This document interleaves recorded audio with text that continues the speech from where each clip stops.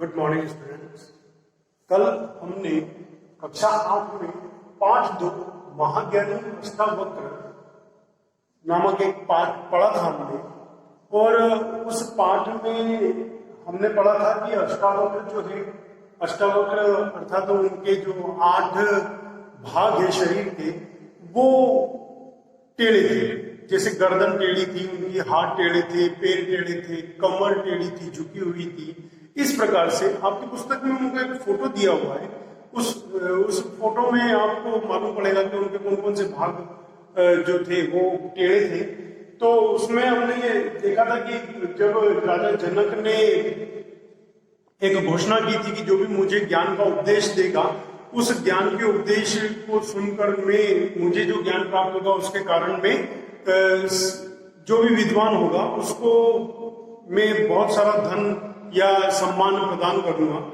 लेकिन उसके बाद उसमें बहुत सारे विद्वान वहां पर भारत के जितने भी विद्वान थे वो आए, और जब राजा जनक को पता चला कि वो विद्वान अब धन प्राप्ति के लिए, धन प्राप्ति की इच्छा रखते हुए और वो यहाँ पर आए हैं, तो राजा जनक ने एक और घोषणा की कि जो भी मुझे ज्ञान देगा और जो धन की लालसा से यहाँ पे आया है, मैं उनको, और जो अगर मुझे पूर्ण ज्ञान नहीं दे पाया तो मैं उनको दंड दूंगा।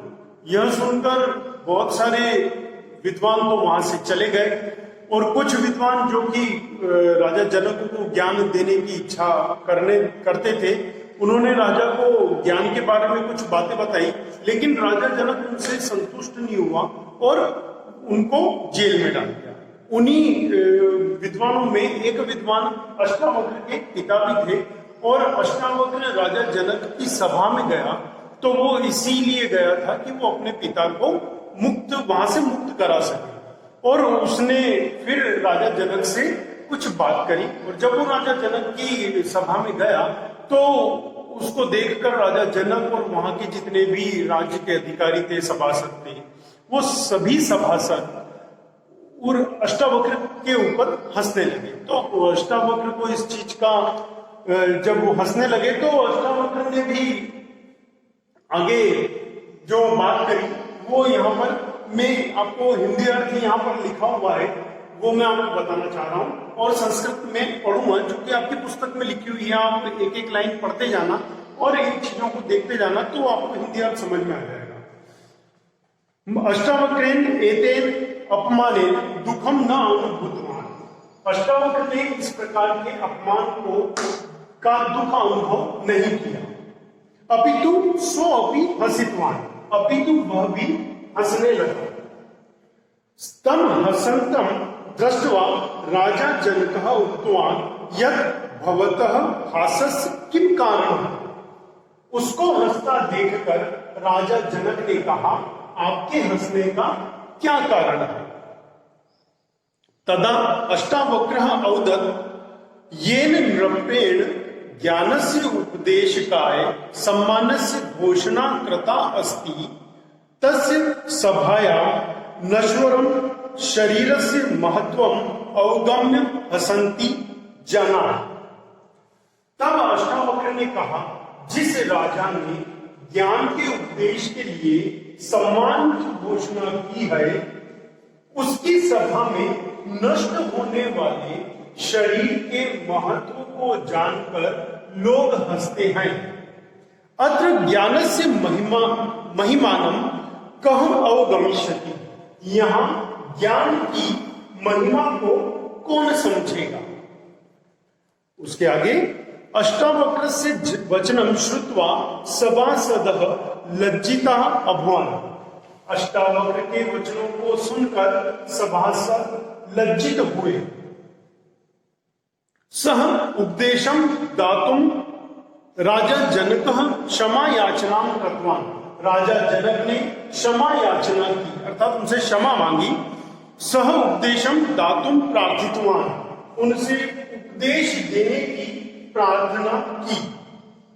अष्टावक्रः उक्तवान राजान विनय एव ज्ञानस्य भूषणम् अस्ति, यदि भवान सदुपदेशं श्रोतुम् इच्छति त्रही मम गुरु दक्षिणा। उसने गुरु दक्षिणा के लिए बोला किस प्रकार से, तो अष्टावक्र ने कहा राजा विनम्रता ही ज्ञान का आभूषण है। कोई सा भी ज्ञान प्राप्त किया जाए तो उसमें विनम्रता बहुत आवश्यक है। विनम्रता ही ज्ञान का आभूषण है। यदि आपको सदुपदेश सुनने की इच्छा है तो मेरी गुरु दक्षिणा, अर्थात मुझे क्या गुरु दक्षिणा देंगे आप? तब राजा जनक ने कहा महात्मन भवान संपूर्ण कोशम गृहीत्वा मह्यम उपदेशम ददातु। राजा जनक ने कहा महात्मा आप संपूर्ण खजाना ग्रहण कर लो, किंतु मुझे उपदेश दे दो। तदा अष्टावक्र अवदत्, तभी अष्टावक्र ने कहा धन्यो अस्ति राजन, धन्य हो राजन, अन्येषाम भागम गुरु दक्षिणा रूपेण दातुम इच्छति। दूसरों के भाग को गुरु दक्षिणा में देने की इच्छा रखते हो। कोशः तु प्रजानम अस्ति, खजाना तो प्रजा का है। तत्र भवतः अधिकारो नास्ति, उस पर आपका अधिकार नहीं है। अन्ते अष्टावक्रः नृपाय जनकाय शरीरस्य अनित्यता विषये आत्मनः अमरतत्व विषये च उपदेशं दत्तवान। अंत में अष्टावक्र ने राजा जनक को शरीर के नश्वरता के विषय में और आत्मा के अमरता के विषय में उपदेश दिया। इस प्रकार से राजा जनक को एक ज्ञान का महत्व बताया कि जो राजा जनक के पास खजाना था वो खजाना उसका नहीं था, वो प्रजा से इकट्ठा करता था और अपने कोष में अपने खजाने में जमा करता था और उसको वो कहता था कि वो मेरा खजाना है। तो वो उसका खजाना नहीं था।